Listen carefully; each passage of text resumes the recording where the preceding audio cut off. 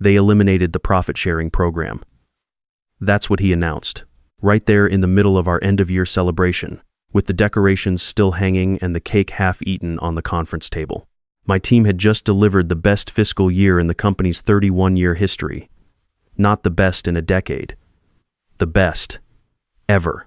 My name is Marcus Webb. I'm 54, and I've been Director of Supply Chain Operations at Hargrove Medical Distribution for 18 years. I started as a logistics coordinator 2 weeks after my Army discharge, worked every rung of the ladder the honest way: night shifts, weekend runs, holiday coverage when nobody else would take it. I know every warehouse bay, every carrier contract, every vendor relationship we have by first name. I built this department from 11 people running out of a cramped back office to a 63-person operation that moves critical medical supplies to hospitals across 7 states. We had just closed the fiscal year at 312% above our efficiency targets.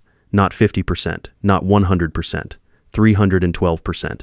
We'd landed a long-term distribution contract with a regional hospital network covering 42 facilities. We had cut our error rate to 0.3%, which our industry benchmarks consider essentially impossible. The logistics director from our biggest competitor had actually called me personally to ask how we did it. I told him 18 years of hard work, and he laughed because he thought I was joking. I wasn't. So we gathered in the main conference room on a Thursday afternoon in December. Someone had ordered a sheet cake with record year written in blue frosting. Diane from warehouse management had brought sparkling cider. Ray, my operations lead for 11 years, was grinning so wide I could see every tooth in his head. These were good people who had given everything to make those numbers real. Then the CEO's son walked in. He was 31. He had a degree from Dartmouth that he worked into conversation with the casual frequency of a tick. He'd arrived 8 months earlier under the exact same arrangement these things always arrive. His father, our CEO and founder, had announced he was stepping back to focus on strategic vision, and his son would be observing and learning the operational side of the business. Just observing. Just learning. He stood at the head of the table like a man who had practiced this moment in the mirror. No hello, no congratulations, no acknowledgement of what this team had just accomplished.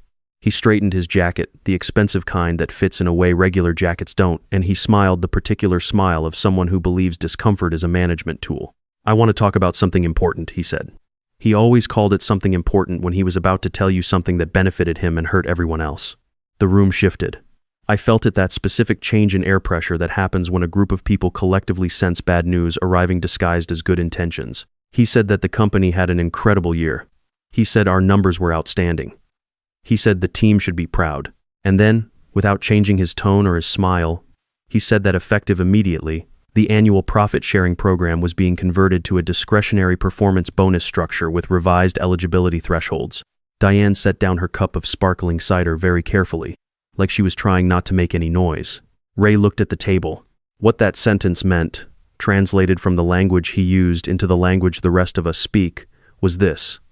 The profit-sharing checks that this team had been counting on, the ones contractually tied to annual performance metrics, the ones some of my people had already factored into mortgage payments and college tuition deposits gone, replaced with something that would be handed out at his discretion, to people he decided deserved it, according to criteria that didn't exist yet. We need to build a culture of excellence that isn't dependent on financial incentives, he continued, clasping his hands together like a professor who had just delivered the thesis statement of a lecture. Real motivation comes from purpose, not paychecks. We want people who are here for the mission. Diane blinked. She had worked 12-hour shifts in a refrigerated warehouse for the last 3 weeks to make our year-end delivery numbers. She was here for the mission and the paycheck, like every reasonable person on earth. I didn't say anything. Not yet. I sat in my chair and I took a slow breath. And I looked at my coffee cup for a moment. Longer than necessary. Because something had happened 3 weeks earlier that the CEO's son didn't know about. 3 weeks before that meeting, I'd been doing what I always do at the end of the fiscal year, reviewing the full documentation archive, updating compliance records, pulling together the performance summary for the annual operations report. I go through everything. The Army taught me that. You review everything, you verify everything, you never assume someone else caught the detail you missed. I was working through the original department charter documents, the ones from when I'd formally taken the director role 15 years ago, and I found it, filed behind the standard employment exhibits, on page 11 of the annex to my operational authority agreement. A clause that had been written during a different era of this company, when the founder himself had drafted these agreements by hand and added provisions that reflected his actual values before he started stepping back and letting his son reshape everything in his image. The clause read, "In the event that annual supply chain efficiency metrics exceed 275% of baseline forecast under the direct operational leadership of the Director of Supply Chain, said director shall be granted full standing to present and vote on compensation and staffing decisions at the next scheduled board review, pending ratification by the founding shareholder." 275% of forecast. We had hit 312%. I had read that clause, closed the folder, and sat with it for a long time. Long enough for the building to go quiet around me. Long enough for the cleaning crew to finish the floor and leave. Long enough for me to understand exactly what I was holding. I hadn't told anyone. Not Ray, not Diane, not the attorney I'd called the next morning just to confirm the language was still enforceable. She'd confirmed it in about 45 seconds and then asked me, very carefully, if I needed anything else. I told her I'd be in touch. I'd waited. Patience is a thing the Army drills into you at a level that becomes involuntary. You don't move until the moment is right, and you know the moment is right because you've been watching and you've been ready, and when it comes, you don't hesitate. The CEO's son had just handed me the moment on the same table where the half-eaten cake was sitting. I looked up from my coffee cup and said, calmly, that I'd like to schedule a few minutes with him after this. He nodded, already visibly calculating that this was going to be an employee morale conversation he could deflect with a whiteboard and 3 buzzwords. The room cleared out in that particular way, where nobody makes eye contact with anyone.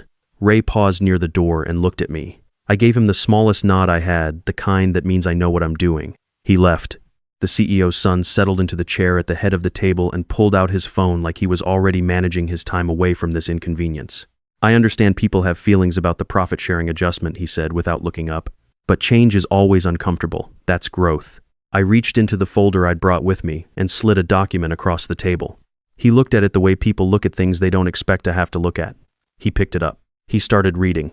I watched his expression move through several stages. The first stage was mild confusion. The second was the specific kind of rereading that happens when someone thinks they've misunderstood something. The third was a very careful stillness that told me he'd understood exactly right. This is a 15-year-old document, he said. It's my operational authority agreement, I said. The annex is on page 11. The highlighted portion activates at 275% efficiency improvement under my direct leadership. Our number this year is 312%. The founding shareholder's signature is at the bottom. He set the document down with more control than I expected. He was trying to look unbothered, but his jaw had tightened in a way he didn't seem aware of. Look, he said. I respect that there's some old language in here that might seem relevant, but that's not how modern companies operate. The organizational structure has evolved. My father has stepped back. I'm overseeing operations now. And I reached into the folder and placed a second document next to the first. The board meeting schedule and the procedural charter for shareholder votes. I'd highlighted the relevant section. The next quarterly review is in 3 weeks, I said. Under the terms of the agreement, I have standing to present to the board. I've already confirmed the language with our legal department. Sarah has the paperwork ready. His name was what he reached for next. My first name. People reach for first names when they want to remind you of a relationship that should override what's written on paper. Marcus, he said, I think we're making this more complicated than it needs to be. This was obviously a legacy provision that was never seriously intended to. I gathered the documents and stood up. Your father is joining the board meeting via phone, I said. I reached out to him directly this morning. I think you should be there. I left him at the table with the cake and the empty cups and the specific expression of a person who has just realized that the ground they've been standing on belongs to someone else. I want to back up, because none of this started in December. It started in April, when the CEO's son arrived with his Dartmouth degree and his certainty and his complete absence of interest in understanding how anything actually worked. His father had run this company the right way for a long time. He had walked the warehouse floor. He had known the names of the drivers. He had understood that a medical distribution company lives or dies on one thing, getting the right product to the right place at exactly the right time, because on the other end of that shipment, someone is waiting on something they need to stay alive or recover or function.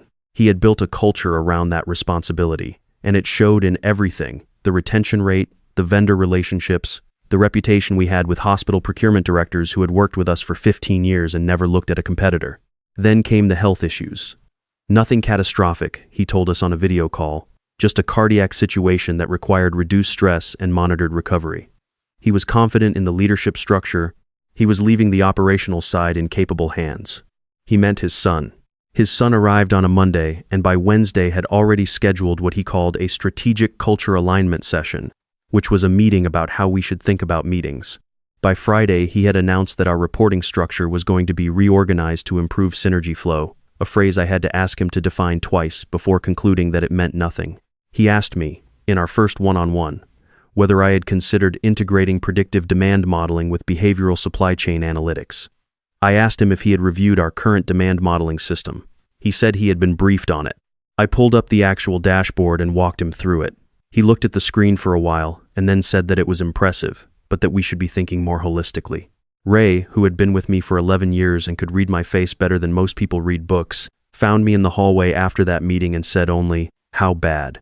I told him we'd be fine if we kept our heads down and our numbers up. He nodded. He knew what I meant. We'd been through reorganizations before. We'd survived every single one by being too valuable to touch. What I didn't account for was how quickly the CEO's son would move once he felt established. He brought in a consultant named Tanner, who specialized in what he called supply chain disruption architecture, a title I have thought about many times since and still cannot fully parse. Tanner charged $22,000 for a 2-week engagement, during which he produced a report recommending that we consolidate 3 of our regional distribution hubs into one centralized facility, which would have added between 8 and 14 hours to our average delivery time for the hospital network we just spent 2 years landing as a client. I wrote a 12-page operational objection and submitted it through proper channels.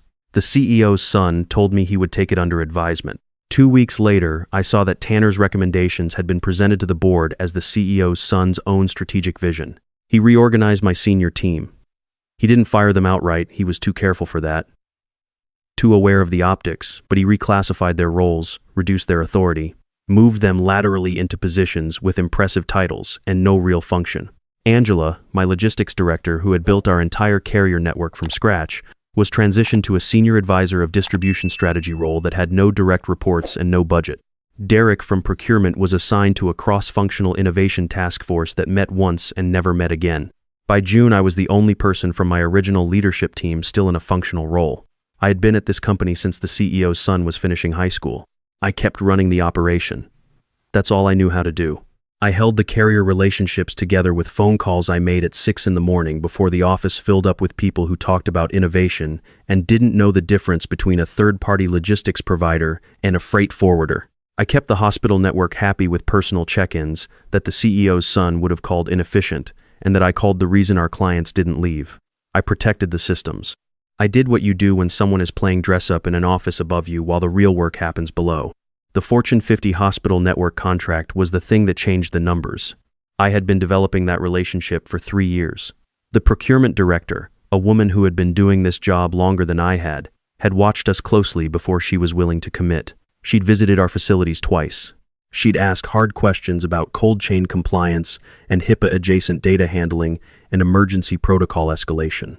I'd answered every one of them correctly because I actually knew the answers, and she knew I knew them. And that was the beginning of trust. When we finally landed the contract, it was the largest in our company's history. 42 hospital facilities, guaranteed 3-year term with a 5-year option. The CEO's son sent a company-wide email with the subject line "Breakthrough.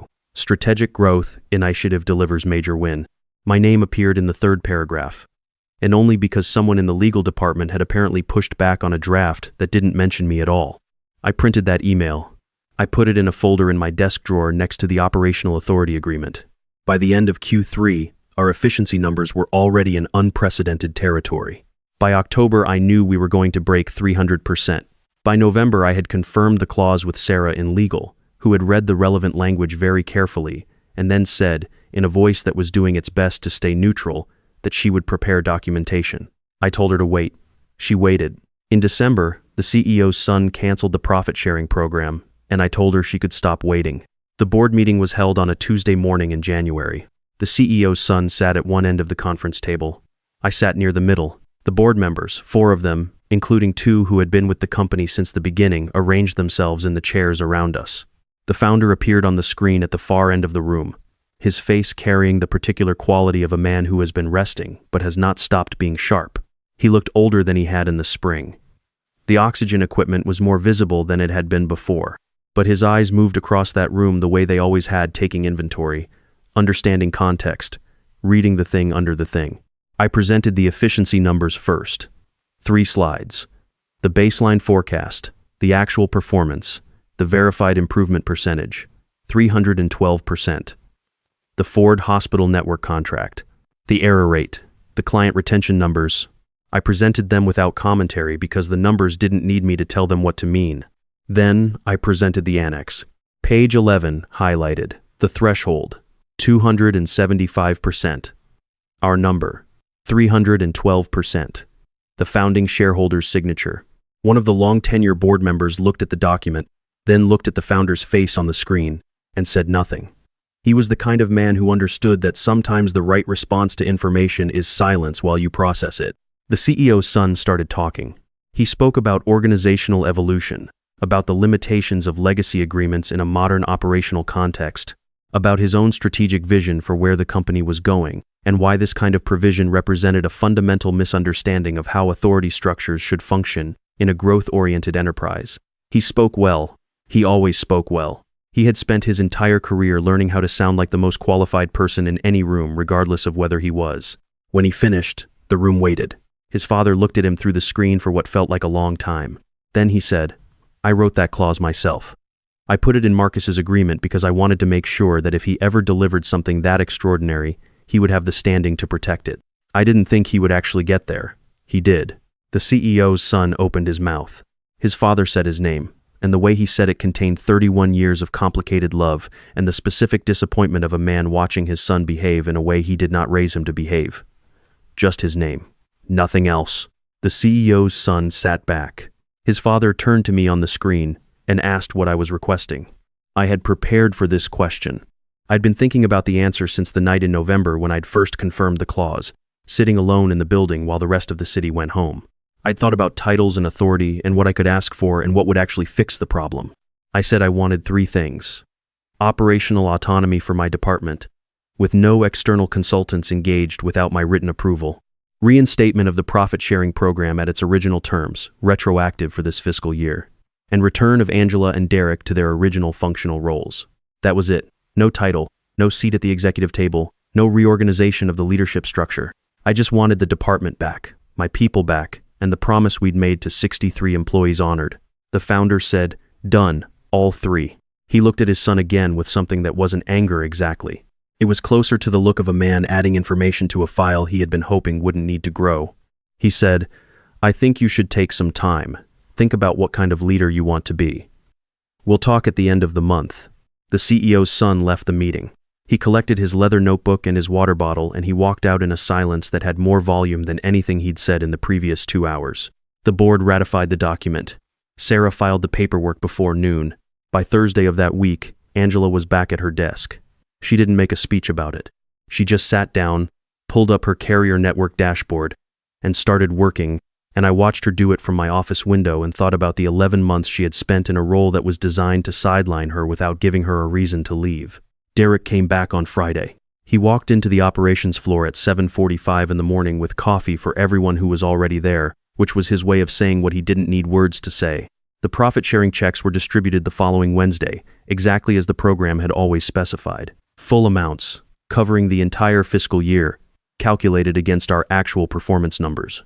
I stood in the break room when they came out and watched people read the numbers and do the math in their heads, and I thought about the people who had quietly adjusted their financial plans when the announcement was made in December and were now quietly readjusting them back.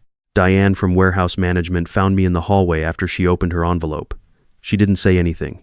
She just nodded in a particular way, the way people nod when words would be smaller than the thing they're trying to communicate.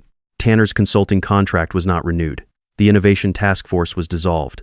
The strategic culture alignment sessions were removed from the calendar, which freed up approximately 4 hours per week for everyone who had been required to attend them.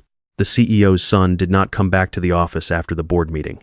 His transition was announced in a company-wide email 3 weeks later, a brief, carefully worded note from the founder that said his son had decided to pursue an independent venture and wished the company well. The reply chain from that email was 37 responses long and uniformly positive in a way that said everything about how people had been feeling for the previous 8 months. I called his father 2 days after the board meeting, not to discuss the business. I called because he had done something that I knew must have cost him, and I wanted him to know I understood that. He was quiet for a moment. Then he said that he had spent 31 years building something that worked because of people like me, and he was not going to watch it get broken by someone who hadn't yet learned the difference between authority and competence. He said he was proud of the year the team had delivered. He said he was sorry it had taken what it took to get us here. I told him we'd make it a bigger year. He laughed a real laugh, the kind he used to have before the health issues slowed him down. He said he believed me. I went back to work. 6 months later, the hospital network exercised their 5-year option, 8 months ahead of schedule. Our error rate held below 0.4% for the full second half of the fiscal year. Angela rebuilt 2 carrier relationships that had gone cold during the transition period. Derek's procurement restructuring saved us enough in vendor contracts to fund the 2 new analyst positions we'd been asking for since the previous year. Ray, who had been with me longer than anyone, and had watched all of it without saying much, found me one afternoon at the end of a long Tuesday and said that he thought the last 18 months had aged him a little. I told him that was honest. He said he also thought the last 6 months had been the best stretch of his career. I told him that was also honest. I got a LinkedIn notification in August. The CEO's son had launched a consulting firm focused on what his profile called next-generation organizational transformation and leadership culture architecture. His company had a clean, minimalist logo and a website with a lot of white space and language about disruption and vision. His connection count was growing. I scrolled past it, closed the app, and went back to the freight audit I was working on. There are people who learn the vocabulary of a business and people who learn the business. The vocabulary sounds like the business. It uses the same rooms and the same title cards and the same email signatures. From a distance, in a meeting where everyone is being careful, it is hard to tell the difference. But the difference is real, and it is large, and eventually, under sufficient pressure, it becomes impossible to hide. I spent 18 years learning this business. Every warehouse bay, every carrier lane, every hospital procurement officer who picks up the phone when I call, because we have never once let them down when it mattered. That is not something inherited or conferred. It is not contained in a degree or an org chart or an announcement about strategic vision. The clause is still in my operational authority agreement. The founder asked whether I wanted it removed once everything settled, and I said no. He asked why. I said that some agreements mean more the second time around. He said he understood that. The machines in the warehouse run at 98% capacity. Our Q1 numbers are running 14% ahead of combined projections. 3 of my operations analysts have been promoted in the last 6 months to roles that would have taken them twice as long to reach in the old structure. The best revenge, I've come to understand, is not the moment when everything breaks open. It's not the board meeting or the document across the table or the silence after the founder says his son's name in that particular tone. Those moments feel significant because they are, but they're not where the real work is. The real work is the 18 years before. The carriers who trust you. The clients who renew early. The analysts who stay because they believe in the environment you've built. The operations floor that hums at 98%, not because anyone is watching, but because the people running it were hired right and trained right and treated like the professionals they are. That is what the CEO's son never understood and what his father built, and what I spent 18 years helping maintain. You cannot inherit competence. You cannot reorganize your way to it. You cannot title your way to it or consult your way to it or announce your way to it at a company-wide meeting with a strategic vision deck and your name in the subject line. You earn it or you don't. And the ledger always, eventually, balances.